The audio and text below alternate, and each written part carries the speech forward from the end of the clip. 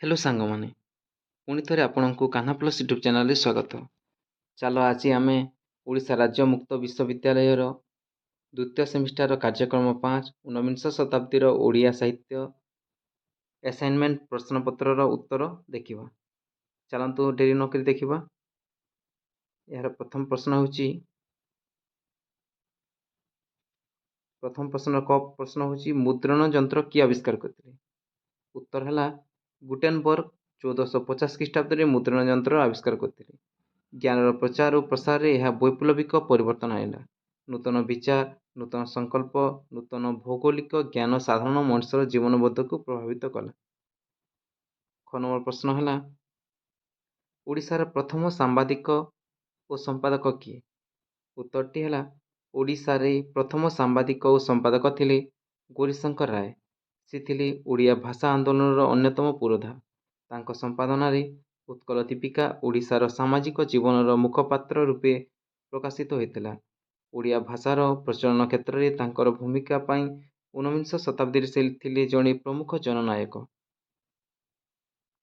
ପରବର୍ତ୍ତୀ ପ୍ରଶ୍ନଟି ହେଲା ପଞ୍ଚାନନ କର୍ମକାର କିଏ? ପଞ୍ଚାନନ କର୍ମକାର ହେଉଛନ୍ତି ଜଣେ ବଙ୍ଗୀୟ ଶିଳ୍ପୀ। ସେ ୱିଲକିନ୍ସଙ୍କ ଠାରୁ ପ୍ରଶିକ୍ଷଣ ପାଇ ପ୍ରଗାଢ଼ ପରିଶ୍ରମ ଓ ଆନ୍ତରିକ ଚେଷ୍ଟା ଫଳରେ ବଙ୍ଗଳା ଓ ଦେବନାଗରୀ ଭାଷାର ନୂତନ ଅକ୍ଷର ନିର୍ମାଣରେ ପ୍ରମୁଖ ଭୂମିକା ଗ୍ରହଣ କରିଥିଲେ।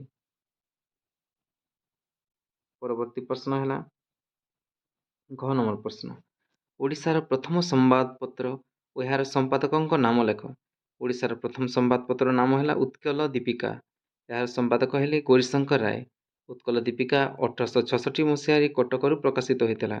ଏହି ପତ୍ରିକା ପ୍ରଥମେ ସାପ୍ତାହିକ ଆକାରରେ ପ୍ରକାଶିତ ହୋଇ ପରେ ଦୈନିକ ଆକାରରେ ପ୍ରକାଶିତ ହୋଇଥିଲା। ଓ ନମ୍ବର ପ୍ରଶ୍ନ a comparative grammar of the modern Aryan language କିଏ ଲେଖିଛନ୍ତି? ଏହାର ସଠିକ ଉତ୍ତରଟି ହେଲା ଏହି ପୁସ୍ତକଟି 1822 ମସିହାରେ ଜନ୍ ବିମସ ଲେଖିଛନ୍ତି। ବିଭାଗ ଖ ପ୍ରଶ୍ନ ନମ୍ବର 2 କ ଓଡ଼ିଶାରେ ବ୍ରାହ୍ମ ଧର୍ମର ସୂଚନା ଦିଅ। ଏହାର ଉତ୍ତରଟି ହେଲା ବ୍ରାହ୍ମ ଧର୍ମ ଥିଲା ଊନବିଂଶ ଶତକର ଧର୍ମ ସମାଜ ଓ ସାଂସ୍କୃତିକ ସଂଗଠନ କ୍ଷେତ୍ରରେ ଏକ ନୂତନ ପରୀକ୍ଷା। ଓଡ଼ିଶାରେ ସୁରାପାନ ନିବାରଣ, ବାଲ୍ୟବିବାହ ବିରୋଧ, ବିଧବା ଓ ଅସବର୍ଣ୍ଣ ବିବାହ ପ୍ରଭୃତି ସାମାଜିକ ସଂସ୍କାର କ୍ଷେତ୍ରରେ ବ୍ରାହ୍ମ ସମାଜ ପ୍ରମୁଖ ଭୂମିକା ଗ୍ରହଣ କରିଥିଲା। ବିଶେଷ କରି ବ୍ୟକ୍ତି ଜୀବନରେ ନୀତି ଓ ଆଦର୍ଶ ପାଳନ ପାଇଁ ଏହା ସମସ୍ତଙ୍କୁ ପ୍ରବର୍ତ୍ତାଇବାରେ ସହାୟକ ହୋଇଥିଲା। ଓଡ଼ିଶାରେ ବ୍ରାହ୍ମ ସମାଜ ଥିଲା ନବବିଧାନ ଓ ନବଜାଗରଣର ବାର୍ତ୍ତାବହ। ବାଲେଶ୍ୱର, କଟକ ଓ ପୁରୀ ଜିଲ୍ଲାର ବିଭିନ୍ନ ସ୍ଥାନରେ ଉଭୟ ବଙ୍ଗାଳୀ ଓ ଓଡ଼ିଆ ନବଶିକ୍ଷିତ ସଭ୍ୟ ସମାଜରେ ବ୍ରାହ୍ମ ଧର୍ମର ଆଦୃତି ବଢ଼ି ବଢ଼ି ଚାଲିଥିଲା। ପତ୍ରପତ୍ରିକା ସମ୍ପାଦନ, ସଭାସମିତି ଓ ସଂଗଠନ ମାଧ୍ୟମରେ ବ୍ରାହ୍ମ ଧର୍ମ ଓଡ଼ିଶାର ପୁରପଲ୍ଲୀରେ ସାମାଜିକ ସଂସ୍କାର ଓ ନୂତନ ଧର୍ମର ସମ୍ଭାବନା ପ୍ରଚାର କରୁଥିଲା।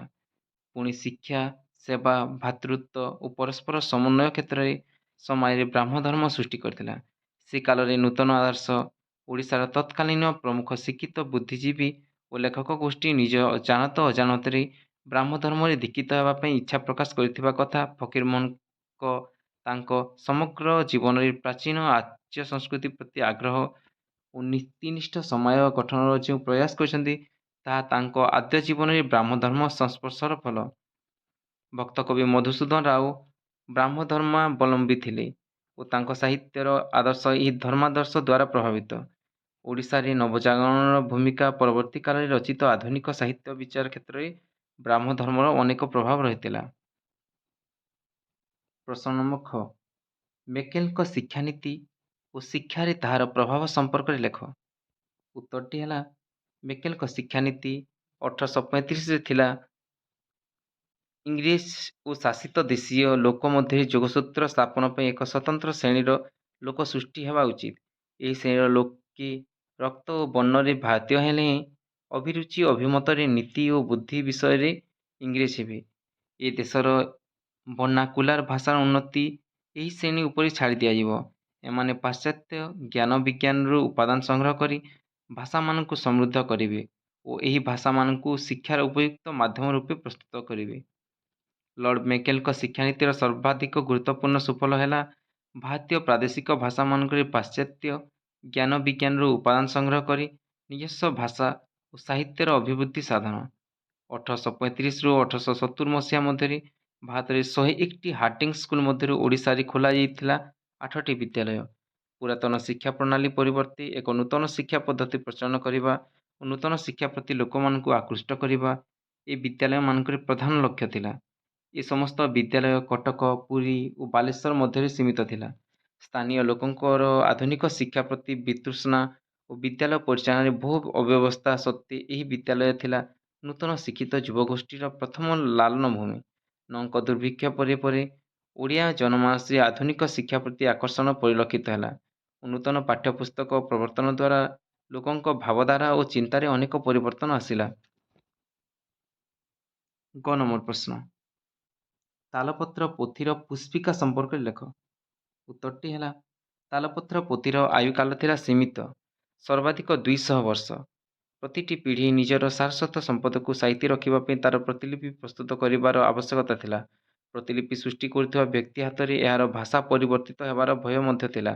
ତାଙ୍କର ପୋଥି ପ୍ରସ୍ତୁତ କରିବା ଥିଲା ସମୟ ଓ ବ୍ୟୟ ସାପେକ୍ଷ। ସାମନ୍ତମାନଙ୍କ ଅନୁଜ୍ଞା ଓ ଅନୁରୋଧରେ ପ୍ରତିଲିପି ପ୍ରସ୍ତୁତ କରୁଥିବା ବ୍ୟକ୍ତିମାନେ ଓଡ଼ିଆ ଶାସ୍ତ୍ର ଓ ସାହିତ୍ୟକୁ ନିଜସ୍ୱ ଶୈଳୀରେ ଲେଖି ରଖୁଥିଲେ। ଆଜି ବି ତାଳପତ୍ର ପୋଥିର ପୁଷ୍ପିକା ପାଠ କଲେ ସେ କାଳର ଅନେକ ସାମାଜିକ ଓ ସାରସ୍ୱତ ଘଟଣା ସମ୍ପର୍କରେ ଜଣାପଡ଼େ। ପୁଷ୍ପିକା ହେଉଛି ପ୍ରାଚୀଲିପି ପ୍ରସ୍ତୁତ କରୁଥିବା ବ୍ୟକ୍ତିଙ୍କ ନିଜ କଥା। ମୂଳ ଗ୍ରନ୍ଥର ପରିସମାପ୍ତି ପରେ ଲେଖକ ଏହା ପ୍ରାୟତଃ ଗଦ୍ୟରେ ଲେଖିଥାନ୍ତି। କାହାର ଅନୁରୋଧରେ ଏହା ଲିଖିତ ହେଲା, କେବେ ଲେଖନ କର୍ମ ଆରମ୍ଭ ହେଲା ଓ ପରିସମାପ୍ତି ଘଟିଲା, ପୁଷ୍ପିକାରେ ଲେଖାଥାଏ।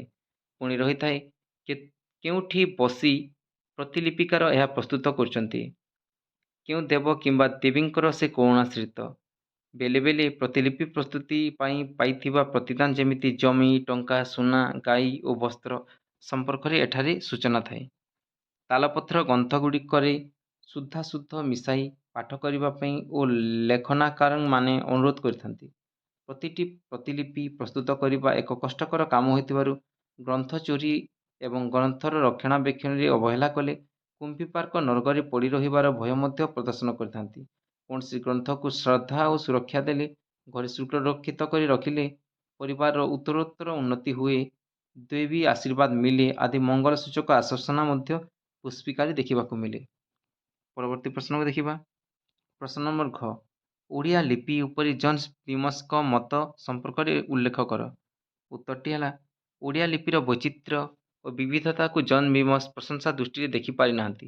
ତାଙ୍କୁ ମନେ ହେଉଛି ଓଡ଼ିଆ ଅକ୍ଷର ସବୁ ନିକଟ ସୁସାଦୃଶ୍ୟପୂର୍ଣ୍ଣ, ଯେମିତି ଚ, ର, ଗ, ଚ, ରା, ଖ, ସ, ଦନ୍ତସ, ମ, ଭ, ଡ, ଉ, ଢ, ତ, ଧ, ଥ, ସ, ନ ଏସବୁ ଅକ୍ଷର ଭିତରେ ଅଳ୍ପ ପାର୍ଥକ୍ୟ ଥିବା ହେତୁରୁ ଏହା ପାଠକର ଆଖିକୁ ସହଜରେ ଧରାପଡ଼େ ନାହିଁ। ଓଡ଼ିଆ ଭାଷାର ଦୁର୍ଦ୍ଦିନରେ ଜନ୍ ବିମସ ଓଡ଼ିଆ ଜାତିକୁ ବୌଦ୍ଧିକ ସହାୟତା ପ୍ରଦାନ କରିଥିଲା। ବେଲେ ଏ ଉକ୍ତି ପଛରେ କାରଣ ହୋଇପାରେ ଓଡ଼ିଆରେ କଚେରୀରେ ପ୍ରଚଳିତ କରଣୀ ଅକ୍ଷରର ପ୍ରଭାବ। ବାଲେଶ୍ୱରରେ କଲେକ୍ଟର ଥିବାବେଳେ କରଣୀ ଅକ୍ଷରର ପ୍ରାଦୁର୍ଭାବ ନିଶ୍ଚୟ ସେ ଅନୁଭବ କରିଥିବେ। ପାର୍ସୀ ଲେଖନ ପଦ୍ଧତିର ଅକ୍ଷର ସଜ୍ଜୀକରଣ ପ୍ରକ୍ରିୟାର ଫଳସ୍ୱରୂପ ସପ୍ତଦଶ ଶତାବ୍ଦୀ ବେଳକୁ ଓଡ଼ିଶାରେ କରଣୀ ଅକ୍ଷରର ପ୍ରଚଳନ ଘଟିଲା। ଅକ୍ଷରକୁ ସୁନ୍ଦର କରିବା ପାଇଁ ଓ କିଞ୍ଚିତ ଗୋପନୀୟତା ରକ୍ଷା କରିବା ପାଇଁ ଏହା ଥିଲା ଏକ ଦରକାରୀ ଲେଖନ ଶୈଳୀ। ଉଭୟ ତାଳପତ୍ର ପରମ୍ପରା ଓ କରଣୀ ଅକ୍ଷରର ପରମ୍ପରାର ସହାୟତାରେ ଓଡ଼ିଆ ଅକ୍ଷରର ମାନକୀକରଣ ହେଲା କଲିକତାରେ ଓ ମିଶନାରୀ ପାଦ୍ରୀମାନଙ୍କ ସହଯୋଗରେ। ଏଥିରେ ଓଡ଼ିଆ ପଣ୍ଡିତମାନଙ୍କର ପ୍ରଧାନ ଭୂମିକା ଥିଲେ ହେଁ ଯୁକ୍ତାକ୍ଷର ଓ ଫଳା ବ୍ୟବହାରରେ କେତେକ ବଙ୍ଗୀୟ ପ୍ରଭାବ ରହିଯିବା ବିଚିତ୍ର ନୁହେଁ। ଶ୍ରୀରାମପୁର ଓ କଲିକତାରେ ଓଡ଼ିଆରେ ମୁଦ୍ରଣ ଆରମ୍ଭ ହୋଇଥିଲେ ହେଁ ମିଶନାରୀମାନଙ୍କ ହାତରେ ଓଡ଼ିଆ ଗଦ୍ୟରୀତି ଓ ଆଧୁନିକ ଓଡ଼ିଆ ସାହିତ୍ୟ ନବରୂପାନ୍ତର ନେଲା। ଧର୍ମ ପ୍ରଚାର ପାଇଁ ଆସିଥିଲେ ହେଁ ଓଡ଼ିଶାରେ ଶିକ୍ଷା ଓ ଆଧୁନିକ ସାହିତ୍ୟର ବିକାଶରେ ମିଶନାରୀମାନଙ୍କ ଭୂମିକା ଅତି ଗୁରୁତ୍ୱପୂର୍ଣ୍ଣ ହେଲା। ବିଭାଗ ଗ, ପ୍ରଶ୍ନ ନମ୍ବର 3ର କ, ୟୁରୋପର ନବଜାଗରଣର ଇତିହାସ ସମ୍ପର୍କରେ ଆଲୋଚନା କର। ଉତ୍ତରଟି ହେଲା ଜ୍ଞାନର ସନ୍ଧାନ, ବାଣିଜ୍ୟ, ଅପର ଦେଶର ସଂସ୍କୃତି ଓ ସମୃଦ୍ଧିକୁ ଜାଣିବା ଓ ଜାଣିବାର ଇଚ୍ଛା, ନୂଆ ମାଟିର ଲୋଭ, ନୂଆ ବଜାରର ଅନୁସନ୍ଧାନ ଏସବୁର ମିଶାମିଶି ହୋଇ ୟୁରୋପର ସୃଷ୍ଟି ହେଲା ନବଜାଗରଣର ପ୍ରତୀତି। କଲା, ସାହିତ୍ୟ, ଦର୍ଶନ, ରାଜନୀତି ବିଜ୍ଞାନ ଓ ସମାଜଶାସ୍ତ୍ରର ବିକାଶ ସହ ତାକୁ ସହଯୋଗ କଲା ଯନ୍ତ୍ର ଓ ଶିଳ୍ପର ନୂତନ ଉଦ୍ଭାବନ। ୟୁରୋପରେ ଘଟିଥିବା ନବଜାଗରଣର କେତୋଟି ପ୍ରମୁଖ ଦିଗ ହେଲା ମାନବ କେନ୍ଦ୍ରିକ ଜୀବନ ଦୃଷ୍ଟି। ବିଶ୍ୱାସ ଓ ସନ୍ଦେହର ଜଗତଠାରୁ ନିଜ ବିଦ୍ୟା ଓ ବୁଦ୍ଧି ବଳରେ ବୁଦ୍ଧି ଉପରେ ଅଧିକ ଆସ୍ଥା ସ୍ଥାପନ କରିବା ଶିଖାଏ ମାନବବାଦ। ନିଜର ସମୃଦ୍ଧି ପାଇଁ ନିଜେ ଦାୟୀ। ମଧ୍ୟଯୁଗୀୟ ୟୁରୋପରେ ଥିଲା ଧର୍ମ ଓ ତର୍କର ସର୍ବାଧିକ ଗୁରୁତ୍ୱ। ଚତୁର୍ଦ୍ଦଶ ଶତାବ୍ଦୀର ଈଶ୍ୱର ଓ ସ୍ୱର୍ଗକେନ୍ଦ୍ରିକ ଜୀବନ ଦୃଷ୍ଟିକୁ ଅସ୍ୱୀକାର କରି ପ୍ରଥମେ ନବଜାଗରଣ କାଳରେ ମାନବକେନ୍ଦ୍ରିକ ଜୀବନ ଦୃଷ୍ଟିର ଆରମ୍ଭ ଘଟିଲା। ଇଟାଲୀର ନାବିକଗଣ ଏସିଆ, ୟୁରୋପର ଅନ୍ୟ ଦେଶମାନଙ୍କ ସହ ସମ୍ପର୍କ ସ୍ଥାପନ କଲେ। ନୂତନ ସଂସ୍ପର୍ଶରୁ ଜ୍ଞାନ ଓ ଜୀବନବୋଧରେ ପରିବର୍ତ୍ତନ ଆସିଲା। ଅପର ଦେଶ ସହ ବାଣିଜ୍ୟ ପ୍ରଥମେ ଇଟାଲୀକୁ ଆଣିଦେଲା ଅର୍ଥନୈତିକ ସମୃଦ୍ଧି। ପରେ ପରେ ବାଣିଜ୍ୟ ବ୍ୟବସାୟ କେବଳ ଦ୍ରବ୍ୟର ବିନିମୟରେ ସୀମିତ ନ ରହି ଭାବର ଆଦାନ ପ୍ରଦାନ ଓ ବୈଷୟିକ ଜ୍ଞାନର ବଣ୍ଟନ ସମଗ୍ର ୟୁରୋପକୁ ନୂଆ ରୂପରେ ଗଢ଼ିବାରେ ସାହାଯ୍ୟ କଲା। ଆର୍ଥିକ ପ୍ରଗତି, ସାମାଜିକ ନିରାପତ୍ତା ସହ ନୂଆ ନୂଆ ଅନ୍ୱେଷଣର ଇଚ୍ଛା ସମଗ୍ର ୟୁରୋପରେ ମଣିଷ ଜାତିର ନୂଆ ସମ୍ଭାବନା ଖୋଜିବା ପାଇଁ ଉତ୍ସାହ ଆଣିଲା। ଧାର୍ମିକ ଓ ସାମାଜିକ ସଂସ୍କାର। ଦଶମ ଶତାବ୍ଦୀ ବେଳକୁ ରୋମାନ କ୍ୟାଥୋଲିକ୍ ଗିର୍ଜା ଉତ୍ତର ଓ ପଶ୍ଚିମ ୟୁରୋପରେ ଧାର୍ମିକ ରାଜନୈତିକ ଜୀବନରେ ପ୍ରଭୁତ୍ୱ ବିସ୍ତାର କରିସାରିଥିଲା। ଧର୍ମଠାରୁ ଧନ ଓ କ୍ଷମତାର କେନ୍ଦ୍ର ଭାବରେ ଚର୍ଚ୍ଚ ସବୁ ମନେ ହେଉଥିଲା। ଅଧିକ ଗୁରୁତ୍ୱପୂର୍ଣ୍ଣ ନବଜାଗରଣର ନୂତନ ଦୃଷ୍ଟିଭଙ୍ଗୀ ବିଶେଷ କରି ବାଇବେଲର ଦେଶୀୟ ଭାଷାମାନଙ୍କରେ ପ୍ରକାଶ ଓ ପ୍ରଚାର ଜନସାଧାରଣଙ୍କୁ ଗିର୍ଜାର ଶୃଙ୍ଖଳିତ ଶାସନ କବଳରୁ ମୁକ୍ତିର ନୂଆ ବାଟ ଫିଟାଇଥିଲା। ସପ୍ତଦଶ ଶତାବ୍ଦୀ ବେଳକୁ ୟୁରୋପର ବୈଭୃତ୍ୟ ଘଟିଲା ନୂତନ ରାଷ୍ଟ୍ର ଓ ରାଷ୍ଟ୍ରକେନ୍ଦ୍ରିକ ଜାତୀୟତାର। ଉଭୟ କାଥୋଲିକ୍ ଓ ପ୍ରୋଟେଷ୍ଟାଣ୍ଟ ଧର୍ମବିଶ୍ୱାସୀ ଦେଶ ସାମନ୍ତ ଓ ବଣିକ ଶ୍ରେଣୀ ମଣିଷର ଶିକ୍ଷା ଓ ସେବାକୁ ପ୍ରାଧାନ୍ୟ ଦେବା ଆରମ୍ଭ କଲେ। ୟୁରୋପରେ ସମାଜ ବିଜ୍ଞାନ, ପ୍ରାନ୍ତୀୟ ଭାଷା ସମେତ ଅପର ମାନବ ବିଦ୍ୟାର ଅଧ୍ୟୟନ ଓ ଅଧ୍ୟାପନା ପାଇଁ ଅନେକ ବିଦ୍ୟାଳୟ ଓ ବିଶ୍ୱବିଦ୍ୟାଳୟ ପ୍ରତିଷ୍ଠିତ ହେଲା। ନୂତନ ଆବିଷ୍କାର ଓ ଉଦ୍ଭାବନ।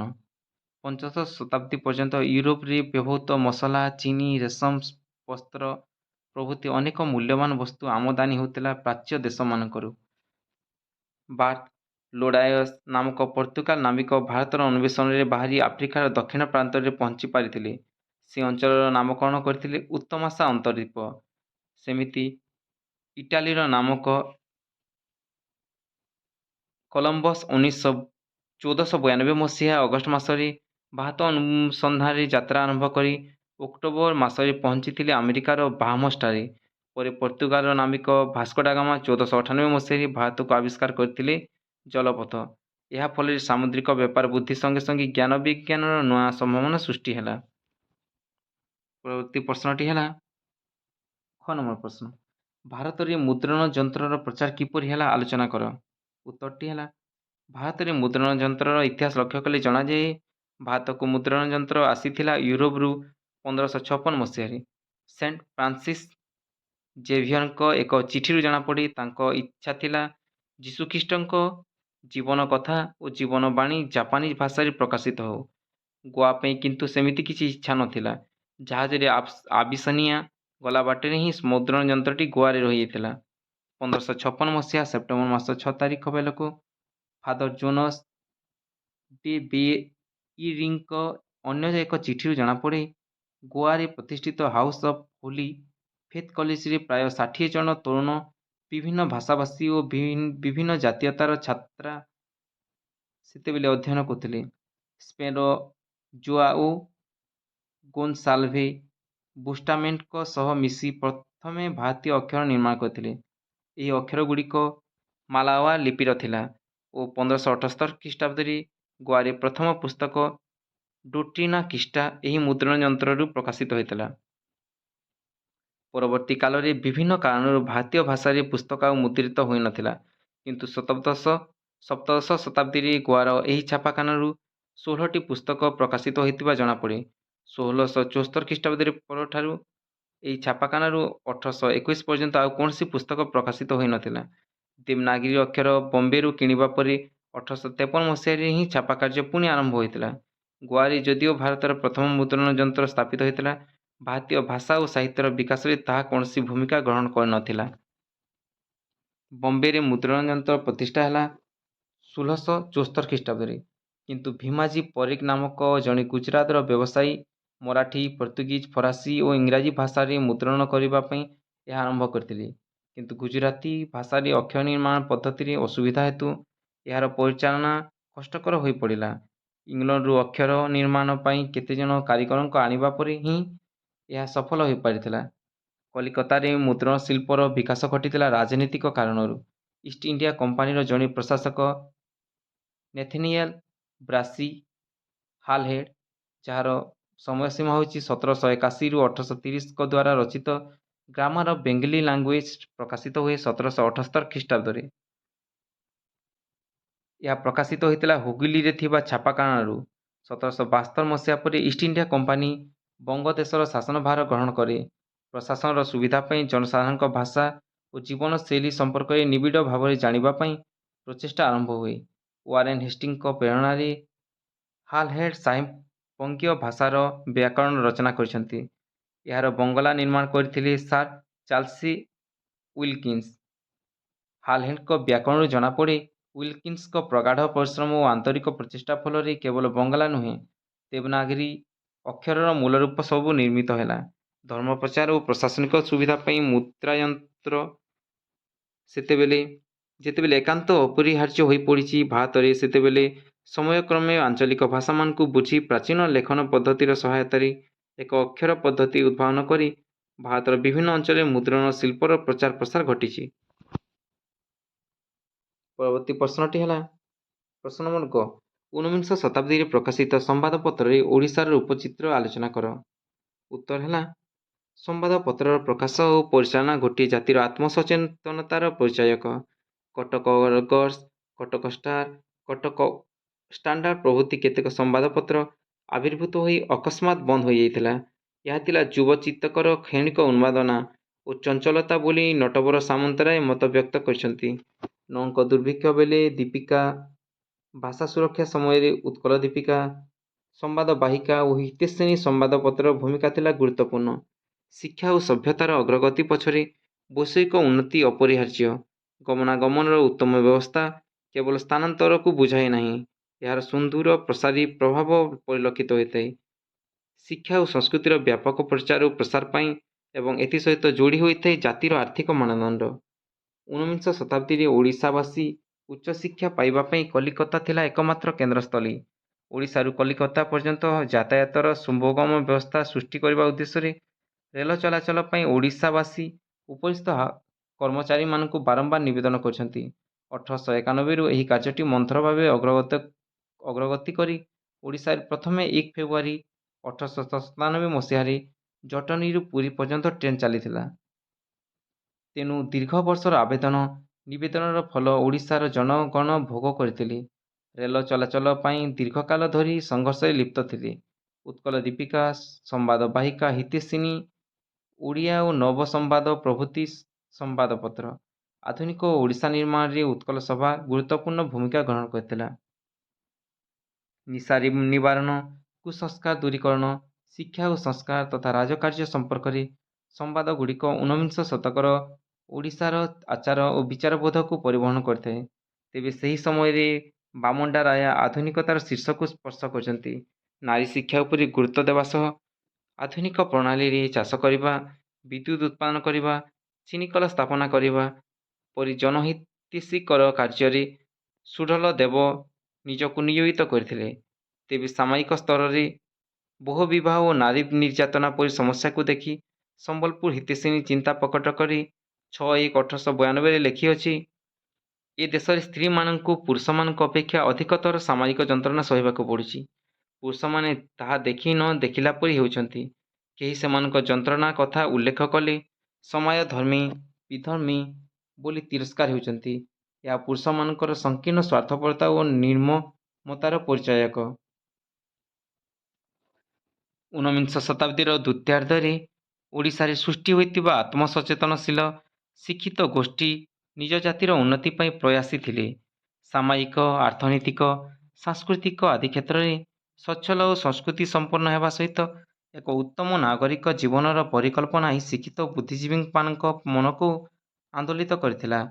ତେଣୁ ସମୟରେ ପରିଦୃଶ୍ୟମାନ ବିବିଧ ବିରୋଧୀ ଶକ୍ତିଙ୍କୁ ଲୋକମାନଙ୍କ ନିକଟରେ ଉପସ୍ଥାପନ କରିବା ତଥା ବିକଳ୍ପ ପଥ ବାଛିବାରେ ଚିନ୍ତା କରିବାର ପ୍ରବଣତାରୁ ସୃଷ୍ଟି ହୋଇଥିବା ସମ୍ବାଦପତ୍ର ଯଥାର୍ଥରେ ନବଜାଗରଣର ବାର୍ତ୍ତାବହ ହୋଇଛି। ଶିକ୍ଷା, କୃଷି, ଉଦ୍ୟୋଗଠାରୁ ଭାଷା ସାହିତ୍ୟ ପର୍ଯ୍ୟନ୍ତ ସମସ୍ତ କ୍ଷେତ୍ରକୁ ସ୍ପର୍ଶ କରି ସେଗୁଡ଼ିକୁ ଜନ ଆନ୍ଦୋଳନରେ ରୂପାନ୍ତର କରିବାର ପ୍ରବଣତା ଏହି ଶତକର ସମ୍ବାଦପତ୍ରରେ ଦେଖିବାକୁ ମିଳେ। ପରବର୍ତ୍ତୀ ପ୍ରଶ୍ନଟି ହେଲା ଘ ନମ୍ବର ପ୍ରଶ୍ନ। ଓଡ଼ିଆ ଭାଷାର ସୁରକ୍ଷା ଓ ସ୍ୱାତନ୍ତ୍ର୍ୟ ପ୍ରତିପାଦନ ଦିଗରେ ଜନ୍ ବିମସଙ୍କ ଅବଦାନ ସମ୍ପର୍କରେ ଲେଖ। ଜନ୍ ବିମସଙ୍କ ବାଲ୍ୟକାଳରୁ ଭାଷା ସମ୍ବନ୍ଧୀୟ ଜିଜ୍ଞାସା ରହିଥିଲା। ପ୍ରଶାସନିକ କାର୍ଯ୍ୟରେ ଇଂଲଣ୍ଡରୁ ଭାରତକୁ ଆସିବା ଏବଂ ପଞ୍ଜାବ, ବଙ୍ଗଳା, ବିହାର, ଓଡ଼ିଶାର ବିଭିନ୍ନ ସ୍ଥାନରେ ଅବସ୍ଥାନ କରି ସେସବୁ ଇଚ୍ଛା ସମ୍ପର୍କିତ ଜ୍ଞାନ ଅର୍ଜନ କରିବା ପାଇଁ ସୁଯୋଗ ପାଇଥିଲେ। ଭାଷା ସମ୍ପର୍କିତ ଗ୍ରନ୍ଥ ଅଧ୍ୟୟନକୁ ଅବସର ବିନୋଦନ ଭାବେ ଗ୍ରହଣ କରିଥିଲେ। କାର୍ଡୱେଲଙ୍କ a comparative grammar of the Dravidian of South Indian family of language, ଯାହାର ପ୍ରକାଶନ ବର୍ଷ 1865, ପୁସ୍ତକଟି ଅଧ୍ୟୟନ କଲାପରେ ଭାଷାତାତ୍ତ୍ୱିକତା ଗ୍ରନ୍ଥ ରଚନା ପାଇଁ ଅନୁପ୍ରେରିତ ହୋଇଥିଲେ। ଏହାର ଫଳଶ୍ରୁତି ସ୍ୱରୂପ 1867 ଭାଷାତତ୍ତ୍ୱ ସମ୍ବନ୍ଧୀୟ ତାଙ୍କର ପ୍ରଥମ ପୁସ୍ତକ ଆଉଟଲାଇନ୍ ଅଫ୍ ଇଣ୍ଡିଆନ୍ ଫିଲୋସଫି ପ୍ରକାଶ ପାଇଥିଲା। ଏଥିରେ ଭାରତୀୟ ଜର୍ମାନ ପରିବାର ଓ ତୁଳନୀୟ ପରିବାର ଭାଷା ପରିବାର ଉପରେ ସେ ଆଲୋକପାତ କରିଛନ୍ତି। ଭାରତୀୟ ଉପଶାଖା ମଧ୍ୟରେ ସେ ହିନ୍ଦୀ, ପଞ୍ଜାବୀ, ଓଡ଼ିଶା, ବଙ୍ଗଳା ପ୍ରଭୃତି 7 ଭାଷାକୁ ଅନ୍ତର୍ଭୁକ୍ତ କରିଛନ୍ତି। 1869-70ରେ ରାଜେନ୍ଦ୍ରଲାଲ ମିତ୍ର ଓ କାନ୍ତିଚନ୍ଦ୍ର ଭଟ୍ଟାଚାର୍ଯ୍ୟଙ୍କ ଓଡ଼ିଆ ଭାଷା ବିରୋଧୀ ମନ୍ତବ୍ୟକୁ ପ୍ରତିରୋଧ କରି ପ୍ରୋସିଡିଂ ଅଫ୍ ଏସିଏଟିକ୍ ସୋସାଇଟି ଗ୍ରନ୍ଥରେ on the relation of Odia to other modern Aryan language ଶୀର୍ଷକ ଏକ ଗବେଷଣାତ୍ମକ ପ୍ରବନ୍ଧ ରଚନା କରିଥିଲେ।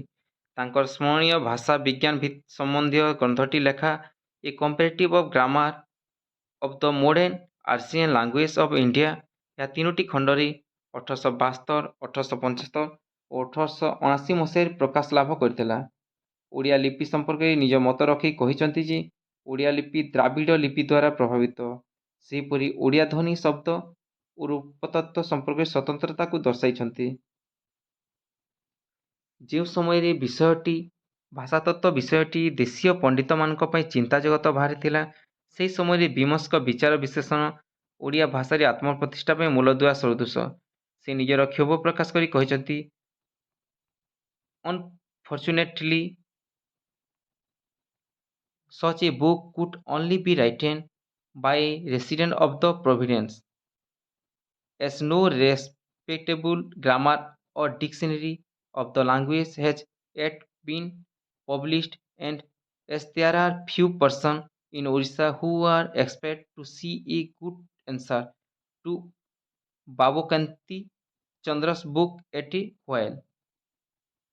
କେବଳ ଓଡ଼ିଆ ଭାଷା ଚର୍ଚ୍ଚା ନୁହେଁ, ଓଡ଼ିଆ ଜାତିକୁ ଆର୍ଯ୍ୟ ଭାବେ ବର୍ଣ୍ଣନା କରିବା ଓ ଉତ୍କଳ ରାଜ୍ୟ ସମ୍ପର୍କରେ ଗୋଟିଏ ଧାରଣା ସୃଷ୍ଟି କରିଛନ୍ତି। ଓଡ଼ିଆ ଭାଷାର ସ୍ୱାତନ୍ତ୍ର୍ୟ ପ୍ରତିଷ୍ଠା, ଓଡ଼ିଆ ସାହିତ୍ୟର ପ୍ରାଚୀନତା ପ୍ରଖ୍ୟାପନ ଓ ଏହାର ସୁଦୀର୍ଘ ଐତିହାସିକତା ସମ୍ପର୍କରେ ଜନ୍ ବିମସଙ୍କ ଅଧ୍ୟୟନ ଜନିତ ବ୍ୟାଖ୍ୟାନ ବେଶ୍ ପ୍ରଶଂସନୀୟ। ଇଂରାଜୀ ଭାଷାରେ ଭାରତର ପ୍ରଖ୍ୟାତ ପତ୍ରପତ୍ରିକାରେ ପ୍ରକାଶିତ ଓଡ଼ିଆ ଭାଷା ଓ ସାହିତ୍ୟ ସମ୍ପର୍କିତ ତାଙ୍କର ଗବେଷଣାତ୍ମକ ଲବ୍ଧ ମୌଳିକ ଆଲୋଚନା ନିଶ୍ଚିତ ରୂପେ ତତ୍କାଳୀନ ବୌଦ୍ଧିକ ଜଗତରେ ଆଲୋଡ଼ନ ସୃଷ୍ଟି କରିଥିବ। ତାଙ୍କର ଏହି ଉଦ୍ୟମରେ ଓଡ଼ିଆ ଭାଷା ସାହିତ୍ୟ ସମଗ୍ର ବିଶ୍ୱର ଏକ ମର୍ଯ୍ୟାଦାଜନକ ଆସନରେ ଅଧିଷ୍ଠିତ ହୋଇ ଫକୀରମୋହନ ଓ ତତ୍କାଳୀନ ଓଡ଼ିଶାର ବହୁ ମାନ୍ୟଗଣ୍ୟ ବ୍ୟକ୍ତିବିଶେଷଙ୍କ ସାହଚର୍ଯ୍ୟରେ ଓଡ଼ିଆ ଭାଷାକୁ ଆୟତ୍ତ କରିବା ଏବଂ ଓଡ଼ିଆ ସାହିତ୍ୟ ପ୍ରତି ଅନୁରାଗ ସୃଷ୍ଟି ହେବା ତାଙ୍କ ଜ୍ଞାନ ପିପାସାର ନିଦର୍ଶନ। ଓଡ଼ିଆ ଭାଷା ସୁରକ୍ଷା ଆନ୍ଦୋଳନର ଅନ୍ୟତମ କର୍ଣ୍ଣଧାର ବିମସ ନିଜକୁ ବିଦେଶୀ ପ୍ରଶାସକ ଭାବେ ନ ଭାବି ଜଣେ ଓଡ଼ିଆର ପରିଚୟ ଦେଇଛନ୍ତି ଏବଂ ଓଡ଼ିଆ ଭାଷାକୁ ଓଡ଼ିଆ ଜାତିର ମୂଳପିଣ୍ଡ ବୋଲି ପ୍ରମାଣ କରିଛନ୍ତି। ବିଭାଗ ଘ ବିଭାଗ ପ୍ରଶ୍ନ ନମ୍ବର 4 ରଖ। ଜାତୀୟତା ଭାବ ନିର୍ମାଣରେ ଉତ୍କଳ ଦୀପିକାର ଭୂମିକା ଆଲୋଚନା କର। ଏହାର ଉତ୍ତରଟି ହେଲା ଉତ୍କଳ ଦୀପିକା ଓଡ଼ିଶାର ପ୍ରଥମ ଓଡ଼ିଆ ସମ୍ବାଦପତ୍ର। ଏହା 4 ଅଗଷ୍ଟ 1866 ତାରିଖରେ ପ୍ରଥମ କରି ପ୍ରକାଶିତ ହୋଇଥିଲା। ଗୌରୀଶଙ୍କର ରାୟ ଏହାର ପ୍ରତିଷ୍ଠାତା ତଥା ପ୍ରଥମ ସମ୍ପାଦକ ଥିଲେ। ଏହା ପ୍ରଥମେ ସାପ୍ତାହିକ ଆକାରରେ ପ୍ରକାଶିତ ହୋଇଥିଲେ ସୁଦ୍ଧା ପରେ ଏହା ଦୈନିକ ହୋଇଥିଲା।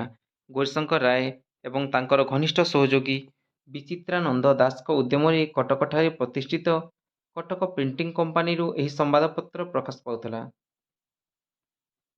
ଉତ୍କଳ ଦୀପିକା ତତ୍କାଳୀନ ଓଡ଼ିଶାକୁ ସାମାଜିକ, ନୈତିକ ତଥା ରାଜନୈତିକ କ୍ଷେତ୍ରରେ ନୂତନ ଦିଗ୍ଦର୍ଶନ ଦେବାରେ ସଫଳ ହୋଇଥିଲା ଏବଂ ଓଡ଼ିଆମାନଙ୍କ ସ୍ୱାର୍ଥରକ୍ଷା ପାଇଁ ସରକାରଙ୍କ ପାଖରେ ଦୃଢ଼ ଦାବି ଉପସ୍ଥାପିତ କରିବାରେ ଅଗ୍ରଣୀ ଭୂମିକା ଗ୍ରହଣ କରିଥିଲା।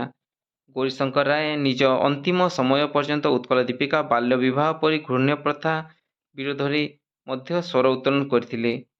ଉତ୍କଳ ଦୀପିକାର ସଫଳତା ଓଡ଼ିଶାରେ ସମ୍ବାଦପତ୍ର ପ୍ରକାଶନର ମୂଳଦୁଆ ପ୍ରଭାବ ପକାଇଥିଲା। ଓଡ଼ିଶାରେ ଜାତୀୟ ସ୍ୱର ଉଠାଇବାରେ ଏହି ପତ୍ରିକାର ବଡ଼ ଭୂମିକା ରହିଛି। ଓଡ଼ିଶାର ପୁରାତନ କବିମାନଙ୍କ ଅସଂଖ୍ୟ ରଚନା ଯେତେବେଳେ ମୁଦ୍ରଣ ନ ହେବା ଯୋଗୁଁ ଲୁପ୍ତ ହୋଇ ଯାଉଥିଲା, ଉତ୍କଳ ଦୀପିକା ପକ୍ଷରୁ ଜାତିର ସାହିତ୍ୟ ରକ୍ଷା ପାଇଁ ଅନେକ କାର୍ଯ୍ୟ କରାଯାଇଥିଲା। ଉତ୍କଳ ଦୀପିକାର 12/1/1866 ସଂଖ୍ୟା 2ରେ ଏହାର ବିଷୟରେ ଲେଖାଯାଇଛି।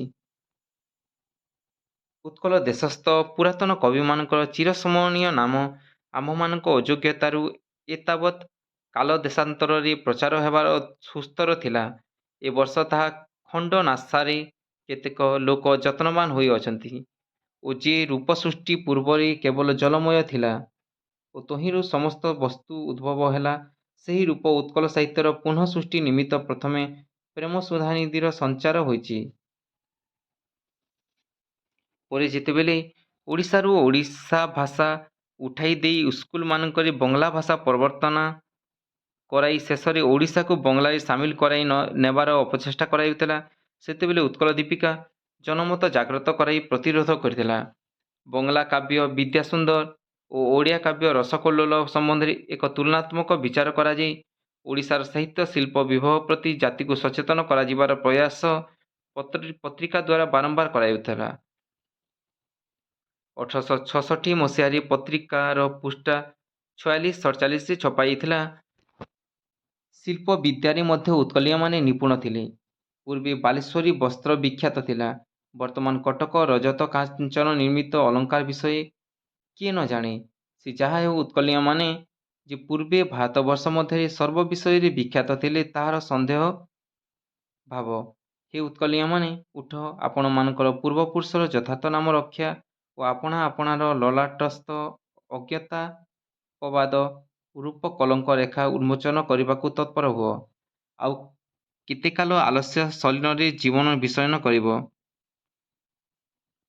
ଊନବିଂଶ ଶତାବ୍ଦୀରେ ଓଡ଼ିଶା ଜାତୀୟ ଜୀବନରେ ଯେଉଁ ବିକାଶ ଘଟିଛି, ତାର ପଶ୍ଚାତପଟରେ ଉତ୍କଳ ଦୀପିକା ଓ ତା ସହ ସମ୍ପୃକ୍ତ ଗୌରୀଶଙ୍କର, ବିଚିତ୍ରାନନ୍ଦ ଦାସ, ଜଗମୋହନ ଲାଲଙ୍କ ଆଦି ବହୁ କ୍ରାନ୍ତିକାରୀ ମନୀଷୀଙ୍କ ଅବଦାନ ନିଶ୍ଚିତ ଭାବେ ପ୍ରାତଃସ୍ମରଣୀୟ।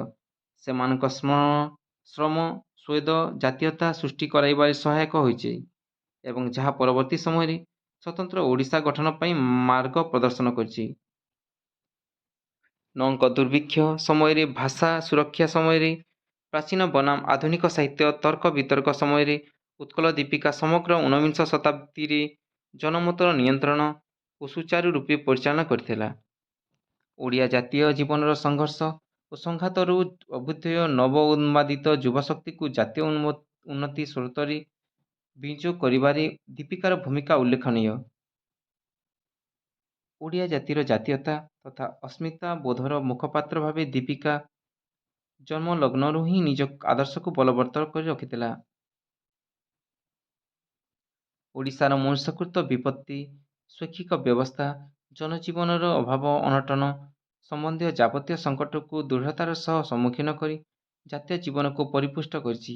ଏହାର ଲକ୍ଷ୍ୟ ଥିଲା ଓଡ଼ିଶାର ସାର୍କିକ ସ୍ତରରେ ଉନ୍ନତି ସାଧନ ଏବଂ ଅପହୃତ ଓଡ଼ିଆ ଅସ୍ମିତାର ପୁନଃ ପ୍ରତିଷ୍ଠା।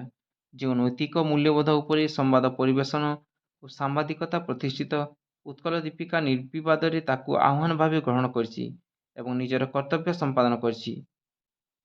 ବିଦେଶୀ ଶାସନର ଦମନମୂଳକ ଆଚରଣ କିମ୍ବା ଦେଶୀୟ ମନୀଷର ଚକ୍ରାନ୍ତରେ ବିଚଳିତ ନ ହୋଇ ନିରବଚ୍ଛିନ୍ନ ଭାବେ ସେସବୁ ଦୃଢ଼ତାର ସହ ମୁକାବିଲା କରିବା ସହ ଜନଜାଗରଣ ସୃଷ୍ଟି କରିବାରେ ସକ୍ଷମ ହୋଇଛି।